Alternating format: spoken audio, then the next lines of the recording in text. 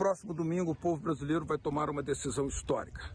Seguir sob o modelo de dependência, de desnacionalização galopante, de eliminação de toda a regulamentação sobre direitos, salários, seguridade social, representado por Bolsonaro, ou recuperar o protagonismo do Estado nas políticas públicas, das empresas estatais, da democracia participativa e da cooperação internacional, representado por Lula. A diferença entre as duas candidaturas não é muito grande.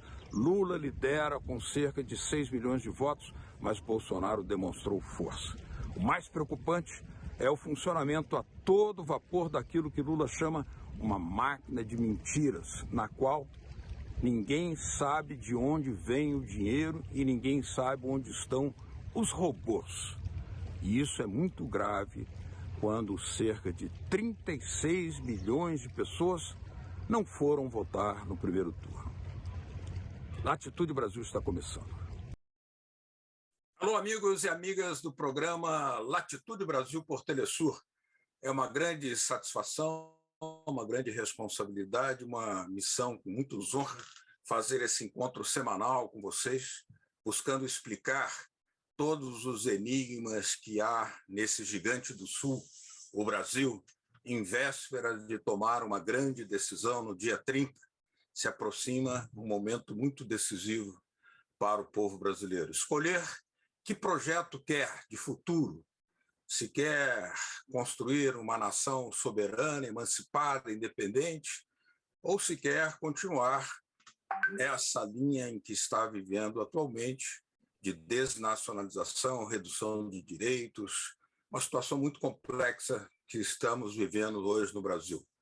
E para nos dar suas análises, suas interpretações sobre esse processo político, hoje temos aqui um convidado muito especial, Dr. Carlos Marés, que é professor de Direito da Universidade Católica de Curitiba e também foi procurador-geral do Estado do Paraná durante o governo do governador Roberto Requião, um grande aliado da Venezuela, com muitos acordos feitos bilaterais entre a Venezuela e o Estado do Paraná. Muito boa noite, doutor Carlos Marés. Muito obrigado por ter aceito o nosso convite. Boa noite, Beto. Para mim é uma satisfação e uma honra, um orgulho grande estar presente aqui na Telesur e nesse seu programa. É um programa que vale a pena a gente assistir sempre, porque os temas sempre são importantes e a discussão da América Latina é uma discussão que passa por todos os nossos países e pelo Brasil também, não é? E a gente não pode esquecer isso, não é, Beto? Isso é muito importante. Eu me lembro que o senhor acompanhou bem de perto o nascimento da Telesur, quando o senhor era procurador do Estado, procurador-geral do Estado do Paraná. Doutor Carlos Marés, nós temos uma situação muito complexa no Brasil, né? Porque as eleições não se dão em normalidades democráticas. Não. Porque um lado pode fazer a montagem de uma máquina de mentiras, espalhar milhões de calúnias, que agora chamam de fake news, mas são calúnias previstas em lei, né, no Código Penal, Isso mesmo. e sem que o Tribunal Superior Eleitoral tenha capacidade de controlar, fiscalizar, parece que está inoperante. Como é que o senhor analisa essa desproporção entre as duas candidaturas? Pois é, Beto, eu acho que a gente tem que analisar, olhar um pouco o passado e que a gente aí consegue entender melhor o presente. E não precisa ser um passado muito remoto, mas até pode ir se quiser. A minha sensação é que a mentira ela é uma irmã gêmea da colonialidade, ou seja, do processo colonial. O processo colonial é um processo de mentira. E a América Latina vem sofrendo esse processo de mentira há 500 anos, ou seja, ela é elites, as chamadas elites locais, as oligarquias e, naturalmente, as metrópoles sempre mentiram. A mentira faz parte da vida cotidiana. E a mentira está sempre associada à violência. Não há mentira sem violência. Por uma razão muito simples, porque a mentira, se aplica-se uma mentira, não, isso é mentira, pronto, acabou. para que alguém possa viver sob mentira, tem que haver violência. Então, eu acho que o processo colonial, desde o começo, ele é um processo mentiroso, porque mente, e mente descaradamente.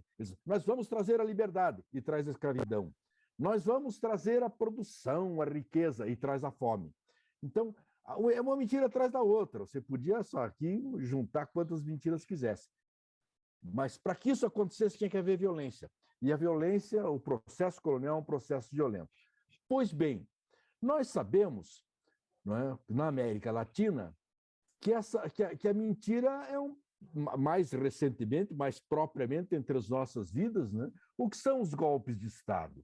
Os golpes de Estado na América Latina sempre foram dados violentamente para impor uma mentira. Curiosa, né? Porque assim, vamos dar um golpe de Estado para evitar que esses outros aí acabem com a democracia, né? Então, em nome da liberdade, em nome da democracia, aplicava golpe de Estado violentos. Assim foi no Chile, assim foi no Brasil, assim foi no Peru, e assim praticamente em todos os estados latino-americanos. E as mentiras continuam no sentido de que você faz um boicote a Cuba e diz que Cuba tem dificuldades, veja como o socialismo é ruim, quanta dificuldade tem. Se faz um boicote extraordinário à Venezuela e se repete essa mentira, dizendo, olha, já não sabem governar, não conseguem fazer as coisas, não conseguem desenvolver. Mas para impor essa mentira tem que ter violência, e a violência na Venezuela e em Cuba é óbvio, né? Certamente. No Brasil isso não é diferente, não é, Beto?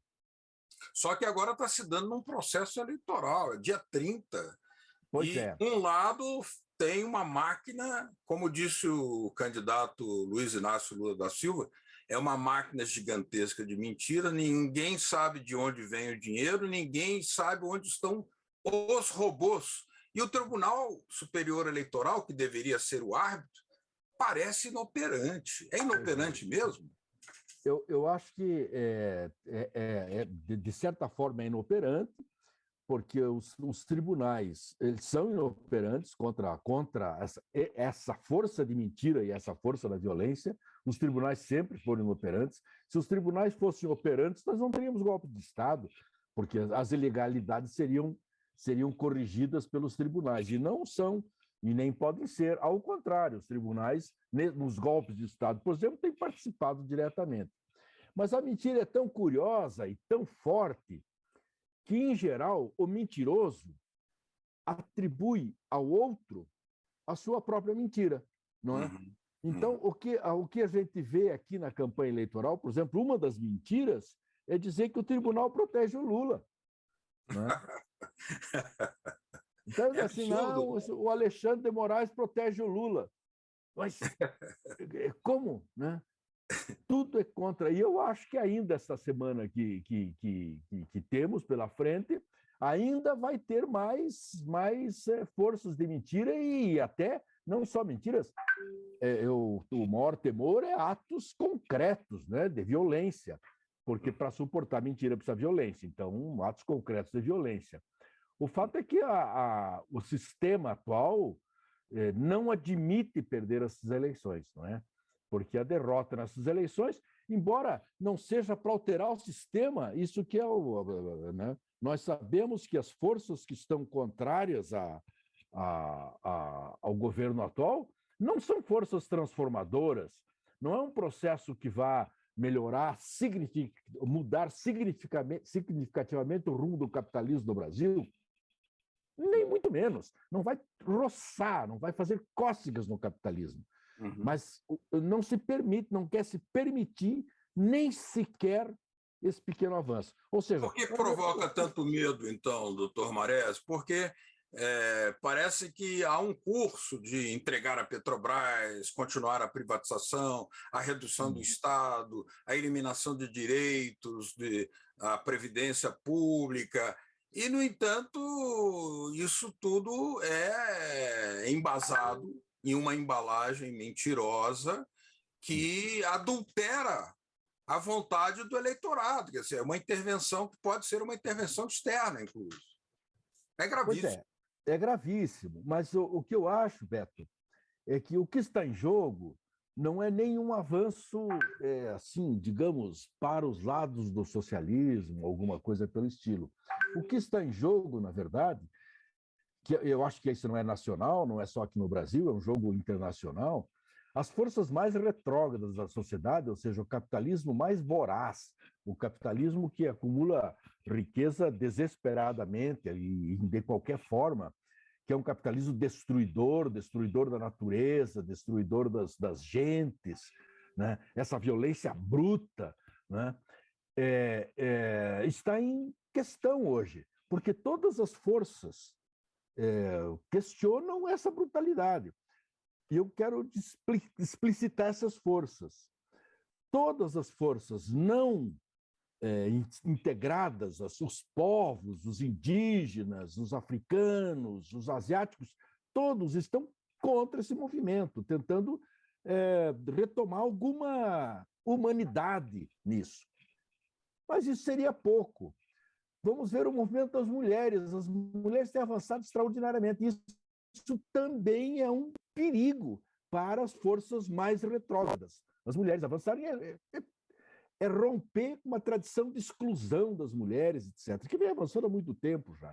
Mas agora é muito forte. A entrada de pobres nas universidades, pobres e negros, é considerado uma ameaça uma aos ameaça, privilégios. Um risco, não é? Mas eu acho que tem uma ameaça maior ainda do que tudo isso. Essa ameaça social é muito grande, mas há uma ameaça social da própria natureza. Porque há hoje, ou nós como humanidade, tomamos alguma atitude contra o capitalismo voraz, reclamado pela natureza, reclamado pela mudança climática.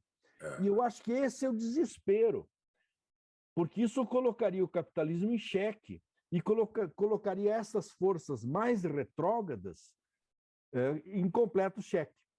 Então, a minha sensação é que nós estamos em um momento de disputa voraz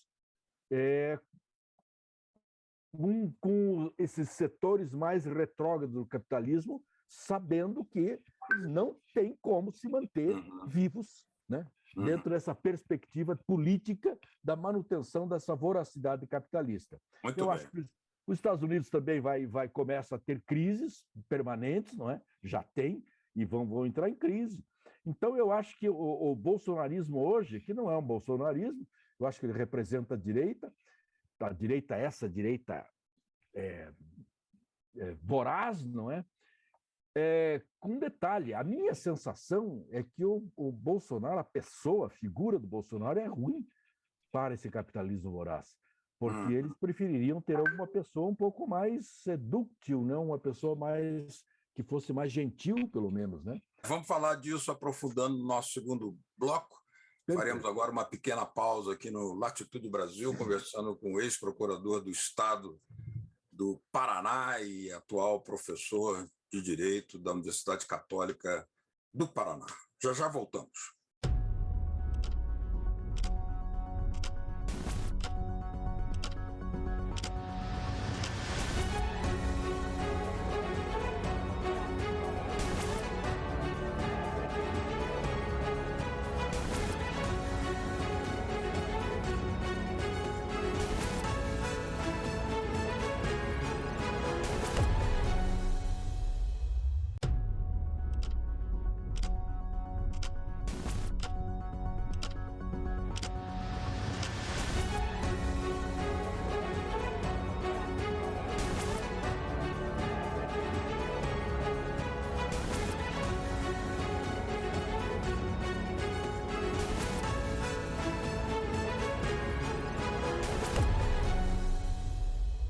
Latitude Brasil está de volta, hoje dialogando com o Dr. Carlos Maré, professor de Direito da Universidade Católica do Paraná e também ex-procurador do Estado do Paraná durante o governo Roberto Requião, quando havia grande cooperação entre o Paraná e a Venezuela, sob o comando do presidente Hugo Chávez.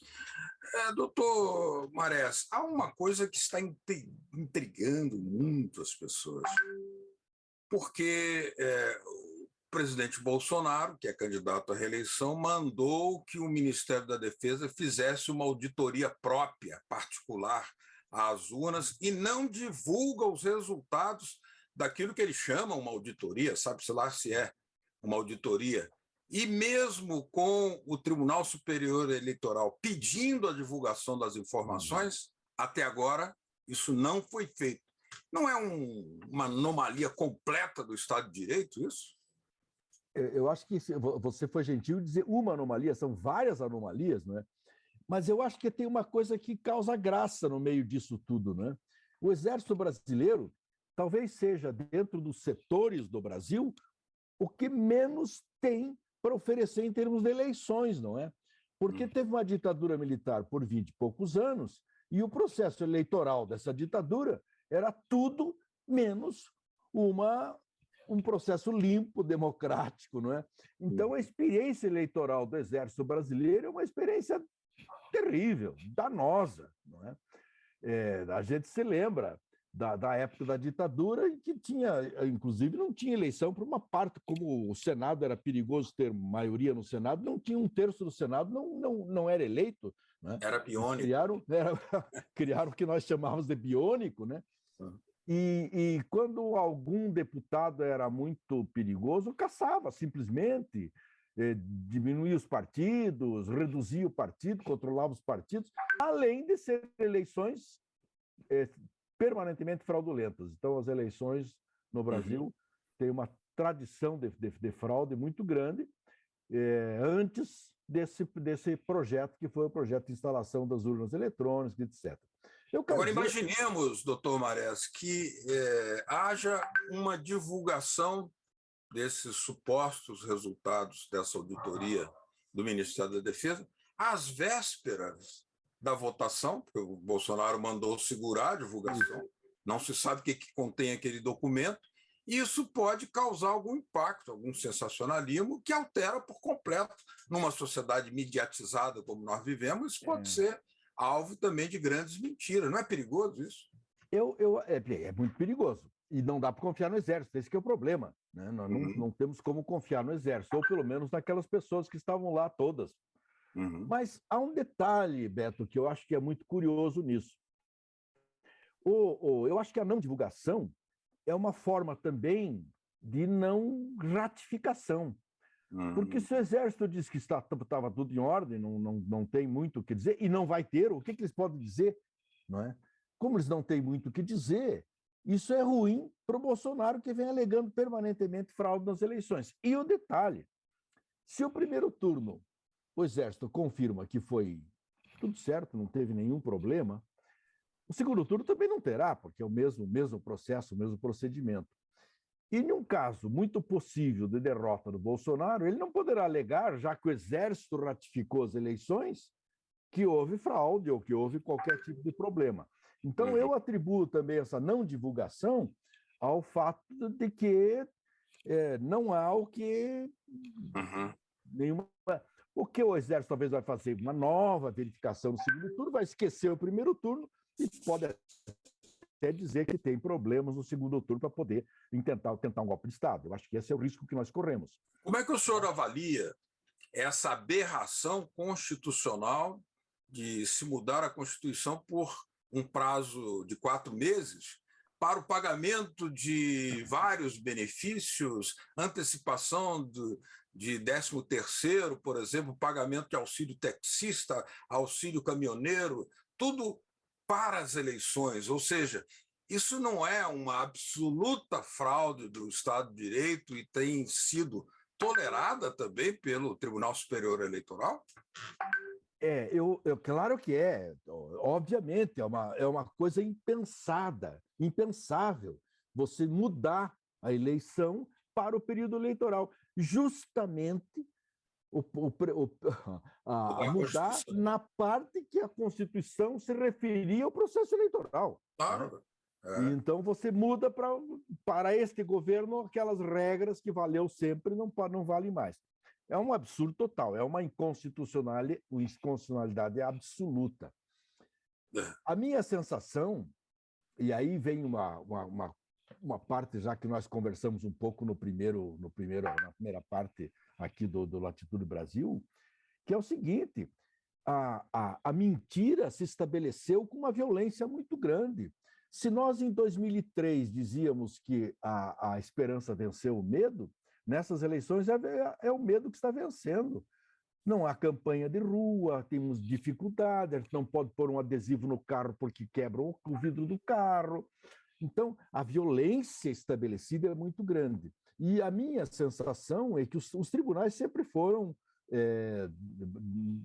muito neutros, né, no sentido ruim da palavra, de não enfrentar as grandes dificuldades. Passivos. E a passividade dos tribunais, que aconteceu em 64, que aconteceu durante todo o período da ditadura, eu acho que está acontecendo de novo. Não é? E a gente viu, por exemplo, a passividade do Supremo Tribunal Federal em relação ao golpe contra Dilma Rousseff. Foi passivo, aceitou. Não é? E depois, com toda a Lava Jato, por exemplo, o Supremo Tribunal foi passivo. No final, também para, eu acho que honrar um pouco a biografia de cada um, não é? Não era possível aceitar. Era óbvio que a Lava Jato era incompetente e parcial. Era óbvio. Era visto a olhos nus, não precisava nem ser um advogado. Né? Não precisava... Escandaloso, né? Escandaloso, né? Não havia quem não visse isso. E os tribunais, as cortes internacionais começavam a dizer isso. Então, eu acho que para honrar a própria biografia, no final de contas, aceitaram que aquilo era uma aberração. Não é? Mas os tribunais são passivos. E eu acho que está sendo passivo agora também. Com medo da própria destruição, porque a direita de Bolsonaro ameaça o tribunal. Né? E diz, não, nós mudamos esse tribunalzinho aí, não é? Mudamos. Como muda? Aumenta o número, aposenta metade, enfim. E esse temor, e como é que reagiriam os ministros se houvesse uma afronta desse porte? Por exemplo, aposentadoria compulsória para os ministros. Eles iam para casa. Nada mais. Como Nada houve mais. No golpe de 64. Igual no golpe de 64. Agora, como é que o senhor imagina assim? Nós estamos num momento em que a diferença é muito pequena. 156 milhões de eleitores, uma diferença que está aí em torno de 4%, no momento que estamos gravando esse programa, claro. No primeiro turno, houve uma subida meio mal explicada de Bolsonaro em 2 dias de 10%. E a máquina de mentiras continua funcionando sem controle do tribunal. Quer dizer, isso não pode levar a uma situação de, digamos, o resultado vir a ser questionado. Se o Bolsonaro perder, o Aécio tentou isso em 2012. O Aécio tentou, E levou a uma instabilidade generalizada. Começou pelo Aécio, a instabilidade brasileira começou pelo Aécio. Pois veja, eu acho o seguinte, eu acho que se o Lula ganha as eleições, o que é o panorama mais provável e o que a gente espera, o do Bolsonaro não vai sair simplesmente no dia 1º de janeiro e entregar a faixa. Eu acho que vai ter reação, como houve nos Estados Unidos, que é os Estados Unidos com Trump houve, eu acho que aqui vai haver também. Qual será essa reação? Como será? Isso nós não sabemos. E temos que esperar. Eu acho que não acredito que o Exército vai se meter nessa confusão e vai estabelecer uma garantia, mesmo porque para eles garantirem só o Bolsonaro é muito pouco, a não ser que fosse para colocar uma junta militar diferente, tal, alguma coisa assim, que eu acho muito difícil. Acho isso um panorama muito difícil no atual momento, etc. Então, até a posição dos Estados Unidos nesse momento não parece ser estimuladora de uma ruptura constitucional. Né? Não, porque eu acho que não é nem bom. Os Estados Unidos não vivem um bom momento. Né? A situação não é boa para os Estados Unidos, o enfrentamento é muito ruim. Então, se eles apoiassem um golpe aqui, um país como da América Latina, ou na Colômbia, eu acho que não seria bom para eles, porque eles ficariam muito, muito vulneráveis aos seus problemas com a China e com a Rússia. Né? Eu acho que apesar do prato apetitoso que o Brasil ainda é em recursos minerais, nióbio, petróleo, biodiversidade da Amazônia, que eles querem sempre cobiçar, Mas é por isso que eu digo, Beto, eu não acho que, do ponto de vista do capitalismo internacional, do capitalismo que está posto aí, dessa disputa capitalista internacional, a eleição do Lula seja uma ameaça hoje. Poderia ser que achassem que era uma ameaça em 2003, mas hoje não, hoje ela não é uma ameaça. Hoje o Lula está se apresentando com boa parte da direita civilizada, não é? Tanto é que tem o vício que tem, né? O Alckmin não é um... Não, chamar o Alckmin de centro-esquerda já é exagero, não é? Ele, se você colocar ele só no centro, bem no centrinho, bem no meinho, já está... Doutor Carlos Marés, queria agradecer muito a sua participação aqui no Latitude Brasil. Estaremos sempre de portas abertas. Muito obrigado pelas suas análises, seus esclarecimentos, a sua lucidez. Obrigado. Eu é que agradeço, Beto. Latitude Brasil é um programa que eu vejo, assisto e gosto, e não só esse, mas muitos programas da Telesur, acompanho, sigo, e para mim é um orgulho muito grande, uma honra estar aqui presente com você. E um prazer enorme revê-lo. Fazia tempo que nós não nos víamos, é sempre um prazer enorme revê-lo. Um grande abraço, Beto. Da mesma forma, muito obrigado a vocês de casa que nos acompanharam, obrigado pela atenção. Estaremos na próxima semana novamente buscando decifrar a complexidade do gigante do Sul, Brasil. Até a próxima.